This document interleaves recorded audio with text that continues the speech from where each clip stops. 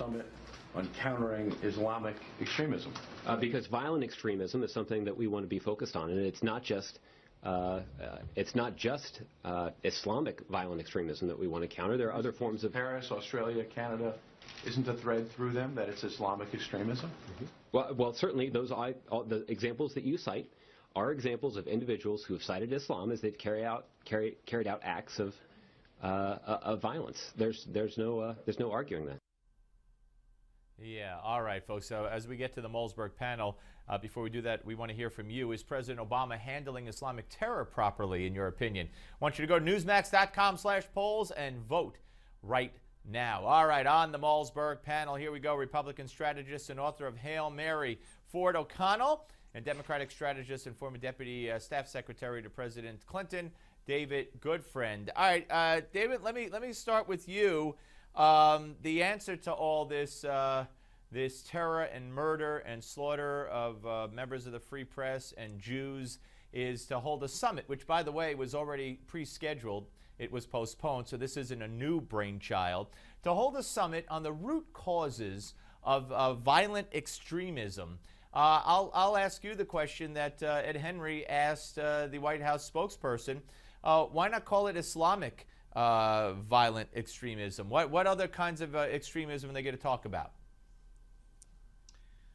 Well, let me answer the question as best I can. I can't really speak for the White House on this, but tonight I'm going to a synagogue to stand in solidarity with the Jewish people in France who were killed and with Jews all over Europe who are very scared right now.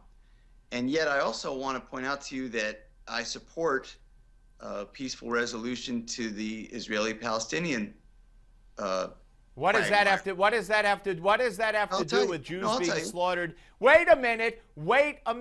What does that have to do? Why are you giving moral equivalency to terrorist thugs who say, are you Jewish, and then blow them away, or go into a synagogue and hatchet them to death because they're Jewish, because they're rabbis, with the Israeli-Palestinian issue? Why would you do something like that? I'll answer the question.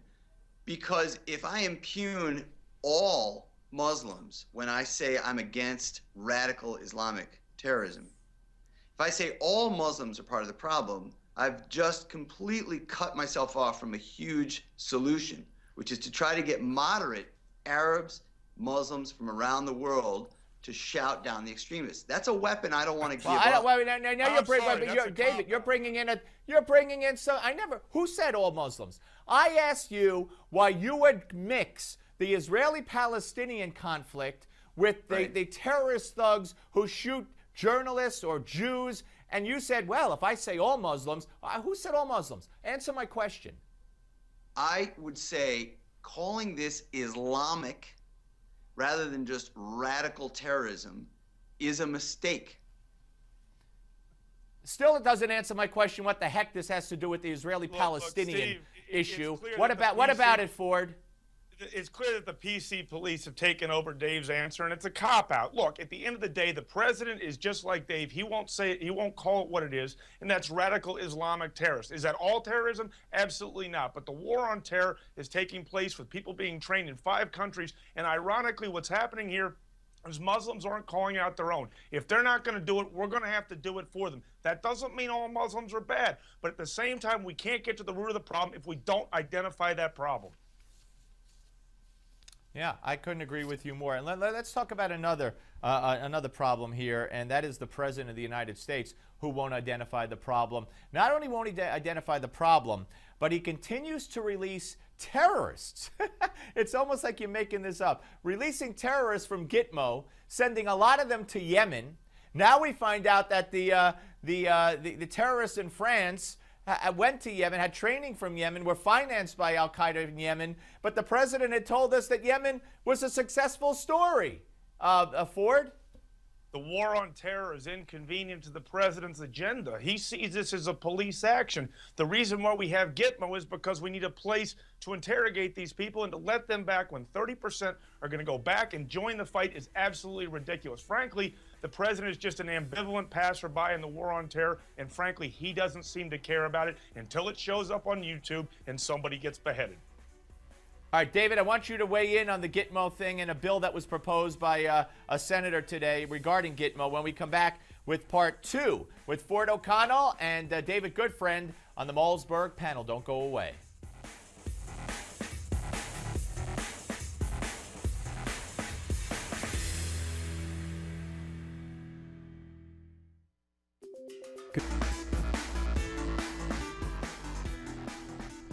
All right, folks, we're back with the Malzberg panel, part 2. Ford O'Connell, Republican strategist, and David Goodfriend, Democratic strategist. All right, David, there was a bill introduced on the floor of the Senate. Kelly Ayotte of New Hampshire, no right wing, she's kind of moderate Republican, introducing a bill to limit Gitmo transfers, calling for a timeout of these transfers. Would you sign on to such a bill? Well, it's not going to shock you that I think Gitmo is not exactly what we Americans stand for in terms of how we enforce the law. I'd see no problem with bringing these guys to justice right here in the United States. What are we afraid of? Are we afraid that they're suddenly going to blow up all our jails?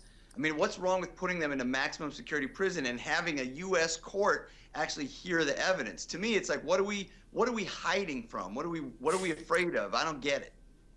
And David, how many of those folks well, are because American they're not American citizens. Ford, they're not American citizens. They don't deserve a day in court. I absolutely agree with you. They're basically detainees from war, and 30% of them are going to go back to the battle. Look, President Bush made the mistake of letting some of these folks go, and now we have a $6 million bounty on some of their heads. Look, both administrations have made mistakes. The only problem here is President Obama is making a moral equivalency here, and he doesn't understand that the war on terror doesn't deal with American values. Yeah. All right. Let's move to a little bit of domestic politics here. Ford, Mitt Romney, it appears that more and more it looks like he's going to run again. What kind of shot does he have, and what does this do? Who does this hurt most, do you believe, in the rest of the Republican possible field? Well, I'm not exactly sold on Mitt Romney running a third time. I'm not actually sure he is all that interested. I think what happened here was the Jeb Bush hoopla made him say, hey, if I don't send out a signal now, I may not be able to get in if the circumstances warrant. The problem is I don't know what's going to change here. If Mitt Romney cannot actually talk and make outreach to ordinary working class Americans and talk about economic mobility while emoting and not being able to be painted like an extremist, then he has a shot at the White House. But unless he can change something versus just talking about it, I don't really like his chances. Jeb Bush, Chris Christie, and Scott Walker are most hurt by Mitt Romney's possible inclusion back in the race. Yeah, I couldn't agree more. David, let's get to the other side. I saw a story today where Elizabeth Warren is very unlikely to run. Does this give Hillary Clinton just a crystal clear field if that's the case? Well, Hillary Clinton is obviously the presumptive favorite, but she better pay attention to the energy that Elizabeth Warren has engendered on the left and actually, surprisingly, on the right as well. You guys probably covered this, the focus group that was held in Colorado, where you had independents and Republicans actually saying positive things about Elizabeth Warren.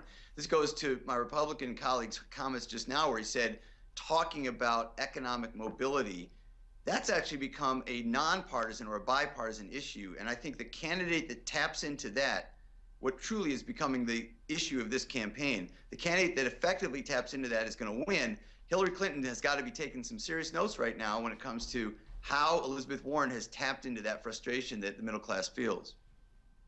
Ford? You know what? I hope Elizabeth Warren runs because, frankly, I need to know from a basically an opposition research standpoint what makes Democrats cringe about Hillary Clinton. So I want her in there. And, frankly, if she wins the nomination, God bless her, because we're going to have a Republican in the White House in 2016. Go Elizabeth Warren. Well, it's going to be very interesting, obviously, to see. 15 seconds each on Obama not going to the march. Was this a mistake, or was this an oversight, or was it purposely done, David? I think it was a terrible mistake. I think it's an abomination. Yeah, okay, so, He let down America. He let down the world. He had an opportunity to meet with world leaders. He should have taken advantage of it, and that's what we call leadership, and he didn't show it. All right. I thank both of you for a very spirited debate. David Goodfriend and Ford O'Connell. We'll speak to you soon. The Malzberg panel, ladies and gentlemen.